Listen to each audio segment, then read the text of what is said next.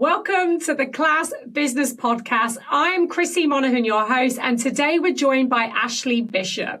With over 15 years experience in marketing, sales and business growth, Ashlie is a sales strategist, an L&P practitioner and a former marketing agency owner who helps service-based businesses grow sustainably and confidently. I'm excited to dive into this conversation because Ashlie is a judge for the Class Business Awards. So let's go. Ashlie, it's absolutely amazing to have you here today. For everyone that's listening online or watching us on YouTube, tell everyone who you are and what do you do and where do you do it? Oh, amazing. Thank you so much. So I'm Ashlie Bishop. So I have been in business now for over 8 years. I live in a place called Lytham St Anne's. So it's on the northwest in England. I have 2 children. I have an 8-year-old daughter and a 2-year-old little boy. So I'm juggling an awful lot. So I've been doing my business, as I say, for 8 years now, and I started off in being a head of marketing for a large retail brand, and then I started to do my own business, probably about 6 years into my corporate role. And the reason being is I had a little girl, and everything changed. Like everything changed, my perspective, just everything changed. I needed to make sure that I was there for her as much as possible. So I set up as a social media freelance. And after that, we went into COVID. Yeah, exactly. But do you know what, though? My business did thrive just because the amount of people that were on, that were offline, that were on high streets, that actually needed to be online. So my business just boomed, which then meant I then turned into a marketing agency. I had a team of 10. And then as I was doing that, I really enjoyed mentoring and coaching the team. So I went and trained to be an NLP coach practitioner. And then I started to do coaching for large brands. I've done coaching for Adam Stott, who has big business entrepreneurs. And I do that at the moment. And that's what I do full time now is coaching. So coaching, leadership, sales, marketing.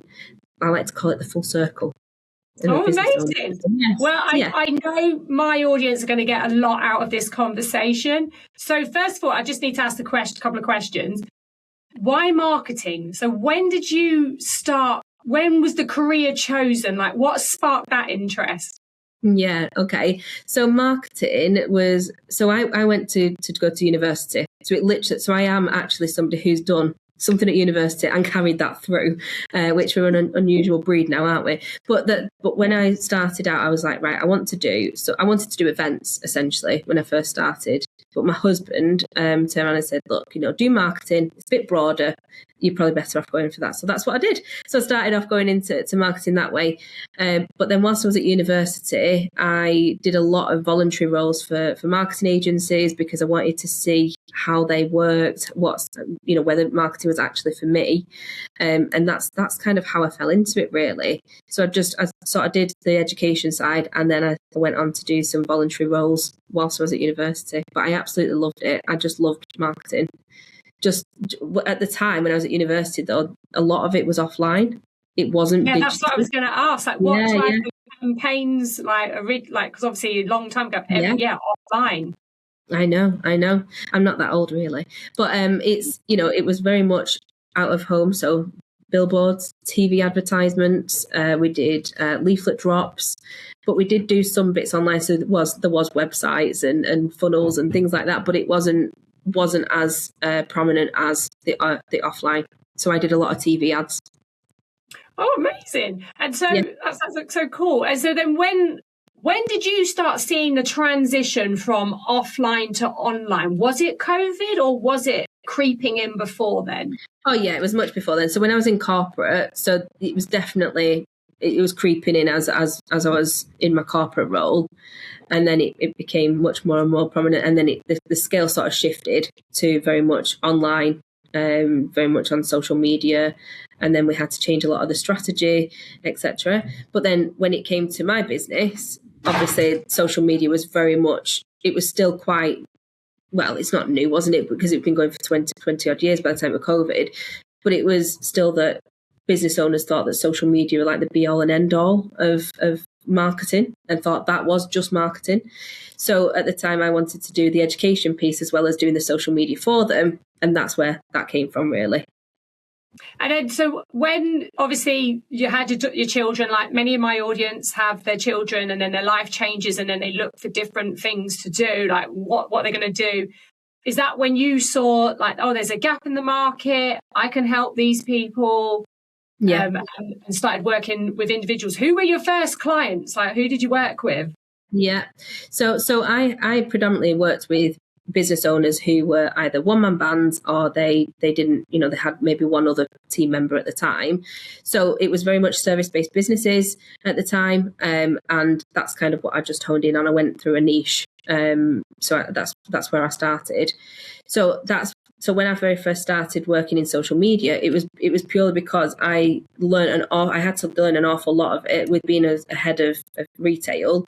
I needed to understand social media, and I found it fascinating that you could get results fast, particularly coming from a background of being predominantly offline, which took forever to get any sorts of tangible results. That actually being online, I was like, this is incredible. Like, you can press a button and you can see exactly who's engaging with you. You can see the. So that's where it came from, like my fascination really of social media. And I thought I can create this into a business. So that's how I started as a social media freelancer. So what's the business growth been like for the last 8 years? Like, is it been up and down, roller coaster? Like, oh gosh, yeah, massive. Massive. Like, so whenever I was very naive when I first started business, in that I thought it's going to be very linear. It's going to be, I'm starting here and I'm going to the top. Like, that's where I thought it was going. That it couldn't be further from the truth. I started off in social media, and like I say, quite quickly we started to become much more of a full service agency. So we offered lots of various different things within the agency. But even then, from going from a freelancer to a social media agency owner, marketing agency owner, the transition from that to that position meant that I had to change. Like, my identity had to change, my leadership had to change. And I'd say that one of the biggest shifts as well is going from a corporate role where you have got everybody that you need in a team that you possibly, like literally at your fingertips, and the same with the budget that you have, to go from that into, oh my gosh, I've got to do this on my own. And then how do you become a leader for your own business? I felt it was completely different to being a leader in a corporate role.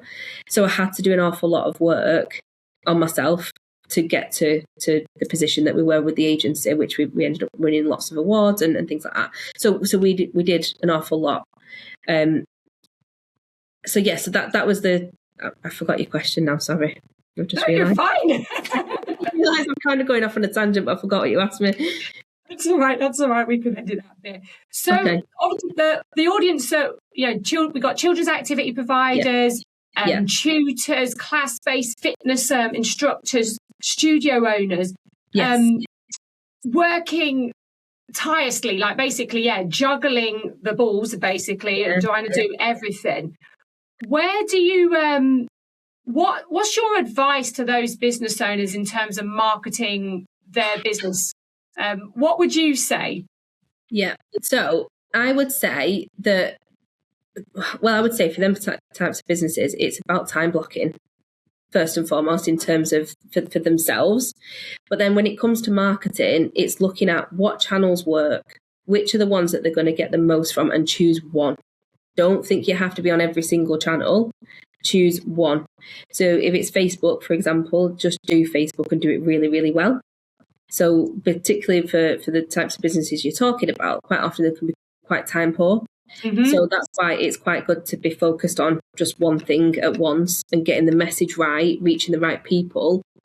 But if you're in a position to reach people and on scale, such as Facebook advertising, if that was the route to go down, or social advertising, I would say that is a really good route to do to help you to get more traction, more traffic whilst you're delivering, whilst you're in classes, whilst you're etc. If you're not online, if you can't do organic, then I would say that have Facebook ads working for you whilst you're working. Yeah, I mean, most of the audience tend to do like post free content, so they post free content. Yeah. Some will run ads, some won't, for the fear, because they're used to also trying to do everything for free. So there is a mindset around that, trying to do everything for free, which we work really hard to try and shift them out of that, you can't do everything for free. At some point you do have to pay. And they also, I do a lot of teaching around now about personal outreach, speaking to your customer, like nurturing people through the whole sales process. Because I think we went through a period of time when you could just, like when I was running my business, you could just put the link on the page and people would book. And it just doesn't work like that anymore, particularly with the business owners that I work with. And then they haven't really explored cold outreach yet. Some may post in a Facebook group and get a lead that bubbles to the top, and that may be deemed as cold outreach. But on the whole, they're doing those types of activities. I know that you're a sales strategist as well. Obviously for people, fear of selling is quite a common aspect in. What do you say about, why do people feel uncomfortable with selling? Because I think that quite often we still think of sales like it was back in the 90s, like the icky sales, like the car salesmen, the ones that pick up the phone and bark at you down the phone to buy something. So I think that sometimes there's that element, but there's also another element in it that we feel like we're putting ourselves in a vulnerable position by selling. And so things like fear of rejection, fear of if we sell something and someone turns around and says no, then it ends up being like, oh my gosh, I can't do this. You end up in that mentality. So then we obviously want to protect ourselves. So we don't like to put ourselves into that position. So it tends to be that resistance when it comes to sales. So I think there's quite a few. So what I've just said there, quite a lot of it is mindset work, but because sometimes it's just about just doing it. Just getting up and doing it, because if we don't do sales in our business, we don't have a business. And I think that's sometimes switching it off, our brains off, to take the emotion out of it and to actually think of it as a task. But like you say, building relationships is key to start with. But I think it's just about trying to switch your brain to a position where actually, if we sit down and we start to build relationships, like we're speaking to them in a coffee shop, if we can think of it like that, then I think that helps with sales to make it that little bit easier. I like to play a game, and I like to think of it as a game, is that how many no's can we get? Because every single no we get is closer to a yes. Yeah, so I go for the no. Yeah, I'm a big believer. I tell my go for the no, because the more there's going to be a yes at some point. and we do a lot of work around follow up as well, which can, a lot of my clients, they feel cringy doing it, but I'm like, it's not about you just following up in terms of like pestering people. No, we're not doing that. We're following up with value. We're following up because we're being helpful. We're following up because our audience, our customers are super busy. And I mean, I don't know about you, but when you think you've answered that question in your head, you think you've given a reply, and then oh no, I actually haven't replied, because we've done a lot of stuff in our head. So do you what do you say about following up? Because I'm a big believer, fortune's in the follow up. Absolutely agree with that. And the thing is, you follow up so many times, like so 1, 2, 3, 4, 5, however many times you want, until they turn around and say no thank you. Because it doesn't matter, like you've got to have so many touch points. I think it's something silly now, like we've got to have is it 17 or 19 touch points before we actually make a decision? It's probably gone up from that. But the more that we are front of mind, the more that they see us, they think that, okay, this person wants to get to know me, they're giving value, etc. So follow up is absolutely essential. But what I would also say on top of that is tracking. So tracking how the people that you've spoken to, and not having it all in your head, because that's how we lose people. That's how we forget where we got up to and things like that. But definitely follow up is absolutely key, I would say. Yeah, totally. Right now, at the minute, like customers never needed more touch points than ever. I'm just interested to hear what your perspective is on the market right now, just because in general, I'm seeing franchisors where it's taken 12 months to bring leads through pipeline, which was never the case. It's never been that long, needing far more touch points than ever. And then class business owners, like someone the other day, she was like, I just spent 2 hours in the car following up with every client because they just need more touch points. I feel right now like the market in general, just people are just taking so much longer to make buying decisions. What are you seeing? Yeah, absolutely that. And and it's because of a few different things. So one of them is that it's trust. There's so many people that have tried, that have been cowboys really, and that has meant that so many people have got trust problems now with brands and business owners, etc. So I think that's one thing. I think the other thing is that then, in terms of like having that, like you said before, like the relationship building, like I think that's missing. So I think that sometimes is something that needs to be done as well. So I think that those two things together is probably what's happening at the moment, and I am seeing it as well. Where, like you say, it's very much that people need that reassurance, that hand holding, that social proof. So things like showing testimonials, video testimonials, as much as possible to when you're going through that nurturing process from cold to warm, I think is really important now more than ever.